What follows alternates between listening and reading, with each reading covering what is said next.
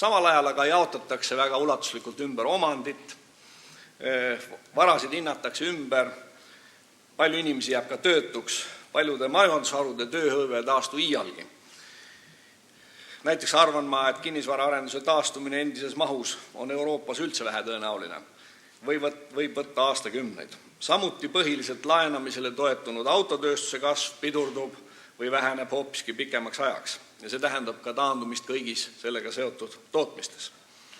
Aga nagu Johnny Munkhammar ühes oma raamatus kirjutas, et kuulge, et 19. sajandi lõpul töötasid Rootsis 90% inimesi põllumajanduses ja kuna nüüd töötab 4%, kas siis ülejäänud 86% on kõik töötud. See ei ole nii, kindlasti toimuvad struktuurimuutused, küsimus on, millised on need uued töökohad, mis peaksid vabanevad inimest hõimama. Muutustega seoses on luubi all 3 majanduspoliitika valdkonda. Õieti öeldes kõvasti on kõne all 2, kolmandast ei räägita sugugi palju. Esiteks rahapoliitika. See on olnud viimastel aastatel kõige nähtavam. Teiseks riigi sekkumine majandusse. Kolmandaks võimalikud turumajanduslikud reformid. See on see, millest palju ei räägita, millest me küll siin palju räägime, aga ametlike otsustajate tasemel on esimesed teemad need 2. Nõndanimetatud ekspansionistlikku rahapoliitikat propageeritakse õige laialdaselt. Keynesi tuletatakse heade sõnadega meelde. Praeguse majanduskriisi leevendamiseks on rakendatud ulatuslikke rahapoliitilisi abinõusid. Keskpangad on langetanud baasintresse ja abistanud pankasid likviidse raha puuduse korral. Valitsused on andnud pankadele garantiisid, suurendanud riiklike varude arvel pankade aktsiakapitali. Lisaks pankade abistamisele on valitsuste roll muulgi viisil olnud nähtav ja märkimisväärne. Peame tunnistama, et valitsused on sisestanud majandusse usaldusvaru, mida keegi ei uskunud neil olemas olevat. Küsimus on, kui kaugele kavatsevad valitsused minna, nagu eelkõnelejagi küsis. On selge, et valitsuste sekkumine tekitab uue koormuse eelarvele, viib eelarve tasakaalust välja. Iirimaa eelarve puudujääk sel aastal saab olema 5,5%, tuleval aastal peaaegu 7%.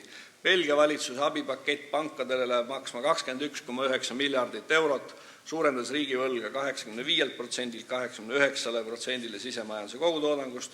USA riigivõlg on 72,5% ja eelarve puudujääk kindlasti üle 3%. Viimasel ajal avaldatakse hulgaliselt seisukohti, mis on vanad ja tuntud. Kriisi hetkel peaksid valitsused suurendama eelarve defitsiiti, langetama alusintresse, vähendama makse. Mitmes riigis soovivad inimesed riigi suuremat sekkumist majanduskriisiga toimetulekuks, sealhulgas hindade kontrolli ja pankade riigistamist. Näiteks Venemaal 58% venelastest uskusid, et suurte eraettevõtete riigistamine oleks kasulik, 50% toetasid aga erapankade riigistamist. Prantsuse president lubas avalikus sektoris luua 300 000 uut töökohta. Jean Monnet, kuulus prantslane, on kirjutanud huvitavad mälestused. Üks tähelepanuväärne mõtisklus on seotud Prantsuse ja Inglise rahva erineva käitumisega sõja puhkemisel. Samal ajal, kui prantslased jätkasid endist elu, pidades sõda eelkõige valitsuse asjaks, mobiliseerus kogu Inglise ühiskond nagu üks mees. Ajalugu me ju tunneme ja teame, mis edasi sai. See on tähelepanuväärne. Meie käsitluse seisukohalt viitab see tähelepanek sellele, kuidas üksikute indiviidide, kanname selle üle ka ettevõtlusele, ühendatud ja soodustatud tegevus on tulemuslikum kui riigi, ükskõik kui võimsa riigi tegevus. Nagu eespool viidatud, on riikidel olnud oluline positiivne roll selles majanduskriisis usalduse taastajana, uute ja paremate reeglite kehtestajana, ausa ja läbipaistvama majandamise tagajana. Aga võtmerollis on ikkagi turumajandus, mis peab viima majanduse kriisijärgsele uuele tasandile. Turumajandus peab saama uued võimalused, parema järelevalve, täiustatud ausa mängureeglid, uued avangud. Turumajandus tähendab vabadust ja avatust ja tõepoolest Eesti on see olnud algusest peale selge ja üks meie majanduspoliitika alustugesid, protektsionistlikud üleskutsed tähendavad majandusarengu seisukohalt hukatust. Asjaolude kokkusattumise tõttu oli mul au kirjutada alla Euroopa Liidu ja 15 Kariibi meremaa vaheline kaubandusleping. Selle leppe sünd oli keeruline. Omavahel heitlesid kasud avatud majandusest ja püüe kaitsta oma ettevõtteid rahvusvahelise konkurentsi eest. Väga selgesti joonistus välja majanduspoliitiline nõiaring. Sinu riigis on suhkruvabrik, mis ei tule toime rahvusvahelisel turul. Et tema konkurentsivõimet tõsta, on vaja investeeringut. Aga investeering ei tule, kui turg on suletud ja reeglid, mis kaitseksid turumajandust, pole. Lihtne. Avatud turg aga toob investeeringud, töökohad ja teenuste kasvu. Avatuse eelistest Euroopa majandusele pole palju rääkida. Euroopa on suurim väliskaubanduse tegija maailmas.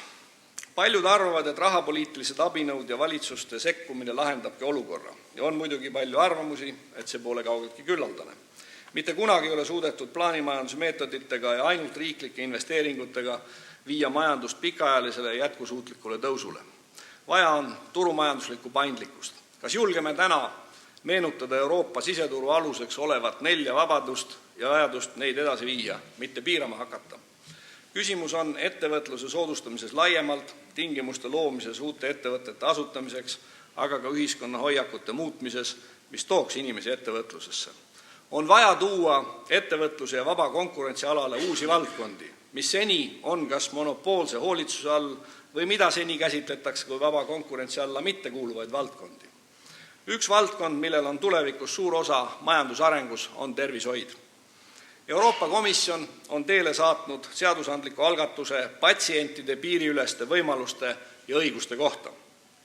See oli algselt teenuste liberaliseerimise osa, aga paljude riikide tugeva vastuseisujõudu tõttu jõudis see algatus hoopis hiljem tegudeni. Patsientidel on oma riigi tervishoiusüsteemi poolt kehtestatavatel piirangutel võimalus otsida paremat teenust muudes liikmesriikides. See on suur muudatus. Väga palju on selle juures pööratud tähelepanu riikide tervishoiukindlustuse probleemidele, vähem on tähele pandud selle õiguse mõju tervishoiuteenuse pakkujatele. Asi on tegelikult lihtne. Parema teenuse pakkujad hakkavad rohkem teenima. Kes selleks valmis on eduseisus. See eeldab konkurentsi tervishoiuteenuste pakkujate vahel ja teenuste pakkujate lahtisidumist tervisekindlustuse korraldamisest. Eestis oleks siin nii mõndagi mõelda.